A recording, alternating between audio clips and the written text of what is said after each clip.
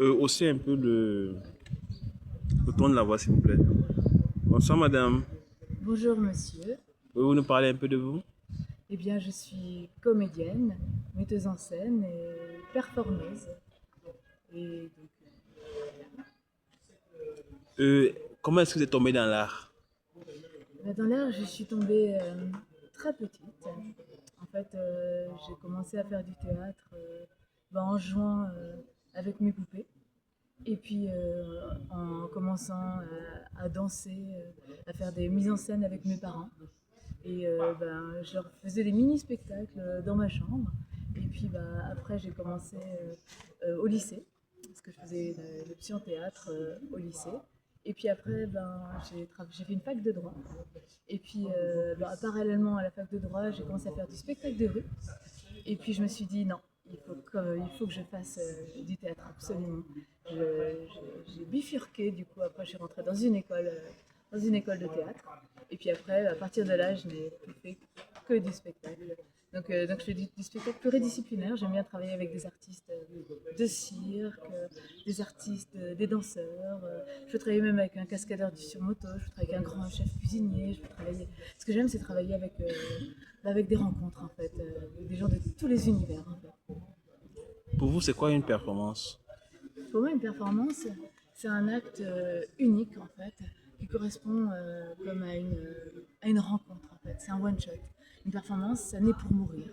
C'est un instant qui se crée au moment où il a lieu.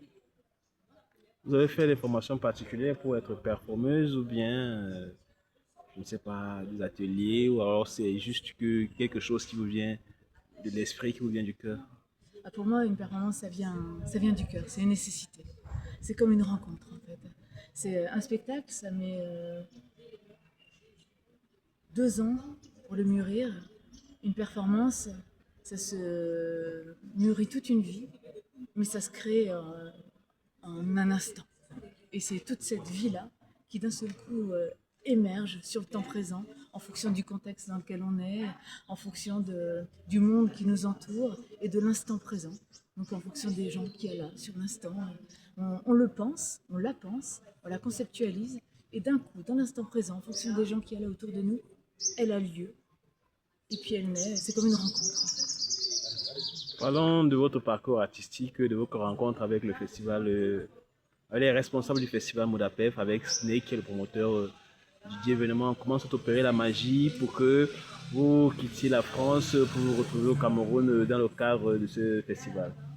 Eh bien, Snake, on s'est rencontrés dans un autre festival de performance qu'a créé un performeur qui est déjà venu à Modaperf, qui s'appelle Didier Emmanuel Otomo, avec lequel on a un collectif de performance qui s'appelle The Inconaglant Society. D'ailleurs, c'est lui qui m'a fait ce, euh, ce tatouage, qui est une caricature de moi-même. Vous voyez, il y a une fleur, là, et derrière il y a marqué Coste, Karel, Otomo, Sagesse, Tariq, puisqu'on est 4 dans ce collectif.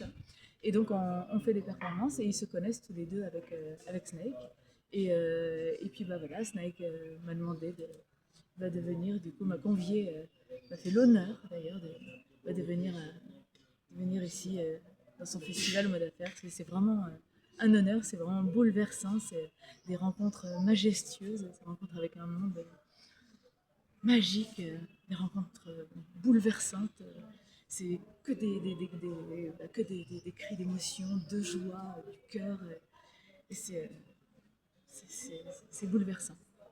Vendredi 27 novembre 2025, vous avez produit une performance que je qualifierais d'assez pertinente. Pouvez-vous nous rappeler le thème et donner les raisons pour lesquelles vous avez choisi de travailler sur le sujet? Eh bien, cette performance s'appelait Baby Ubik Fuck Haters. Alors, le Baby Ubik, c'est l'ubiquité, c'est la loi du téléphone, des réseaux sociaux surtout. Les haters, eh ben, ce sont ceux malheureusement qui se cachent derrière leur écran pour détruire ceux qui n'existent malheureusement qu'à travers les réseaux sociaux. Et il y en a beaucoup, et que ce soit des hommes, des femmes, des stars, et puis tout le monde. Enfin, malheureusement, on est souvent tous maintenant. D'ailleurs, la preuve, vous-même, vous me filmez à travers votre téléphone et on se regarde d'ailleurs l'un et l'autre à travers cet écran-là. Et vous me regardez d'ailleurs à travers vos écrans, à travers votre ordinateur. Et du coup, c'est vrai qu'il y a des gens qui ont la possibilité, malheureusement, d'être sacrément vilains et de détruire des gens juste à travers les réseaux sociaux. En quelques secondes, avec quelques likes, quelques clics, on peut avoir l'illusion de devenir d'un seul coup des grands cachés derrière dans notre petite chambre, dans notre petit salon. Et en 2 minutes aussi, on peut être totalement détruit. D'ailleurs, il y a quelque temps, il y a une jeune pakistanaise qui existait d'ailleurs dans sa petite chambre, parce que c'est aussi dur au Pakistan de pouvoir vivre en tant que femme, d'exister en tant que femme. Donc, du coup, elle se maquillait, elle s'était créée toute une vie sur les réseaux sociaux et elle s'est fait assassiner dans sa chambre, retrouvée par des haters et elle est morte dans sa chambre il y a quelques jours. Et puis pareil, les stars aussi, c'est la même chose. Il y en a même qui payent des haters pour détruire des stars aussi. Et c'est vrai que là, j'ai vu aussi, là, dans le métro à Paris, une maman, un petit bébé qui était en train de pleurer. Et plutôt que de rassurer son enfant, de le prendre dans ses bras, de lui faire un gros câlin, de lui raconter une histoire, de lui chanter une chanson, de lui faire un bisou, il est en train de pleurer, elle prend son téléphone portable en mode selfie, hop là, elle le met, puis le bébé, pour se calmer, se regarder lui-même. Donc en fait, plutôt que de voir sa maman en train de lui parler, il se regardait lui-même comme ça. Donc en fait, il y a une vraie barrière aussi de soi où on se cache. Derrière, on a des masques, en fait. On a tous des masques, mais c'est plutôt que d'avoir un masque traditionnel avec lequel on danse socialement, ensemble. On n'irrigue plus la tradition du bas, où on est tous ensemble, traditionnels, à danser, à être là, à être joyeux. On est tous là, peut-être de prendre un café et d'être dans un endroit pour danser ensemble. Et on est là, dans un café, scotché sur nos réseaux sociaux, être côte à côte et pas se regarder les uns les autres. On se regarde derrière nos écrans en ayant l'illusion d'être ensemble. On n'est pas du tout ensemble, on a l'illusion d'être en contact avec le monde, mais on n'est pas du tout en contact avec le monde.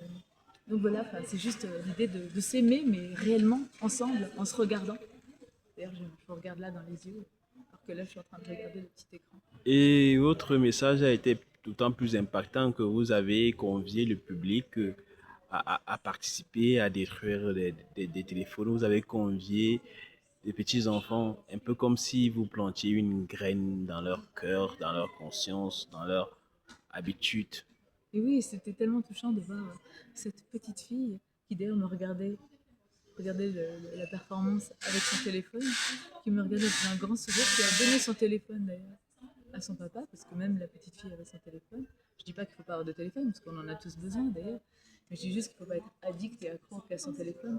C'est juste que d'un seul coup, on peut se regarder ensemble, et qui d'un seul coup est venu, et puis du coup est venu effectivement détruire cette illusion pour juste être ensemble. Et on était tous ensemble à vivre ce moment commun et dans le réel en fait.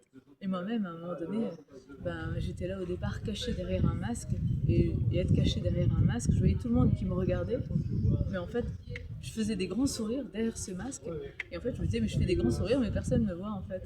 Et personne ne me voit réellement. Et c'est quand on vend ce masque qu'à un moment donné je me dis là on me voit en fait, réellement. Un message à passer, un mot de fin, une anecdote. Soyons ensemble, mais réellement, et cultivez l'union, et soutenez ce festival Mode à Perdre, parce que ce que fait Zora Snake, c'est monumental, quoi. L'art, c'est précieux, et venez voir Mode à Perdre, soutenez-le, il fait un travail majestueux, et soyons tous ensemble, vivons ensemble, mais réellement, pas qu'à travers nos téléphones, même si c'est important, pas qu'à travers les réseaux sociaux. Soyons ensemble, quoi. Aimons-nous, mais réellement, quoi. Pas dans l'illusion. Merci, Karel.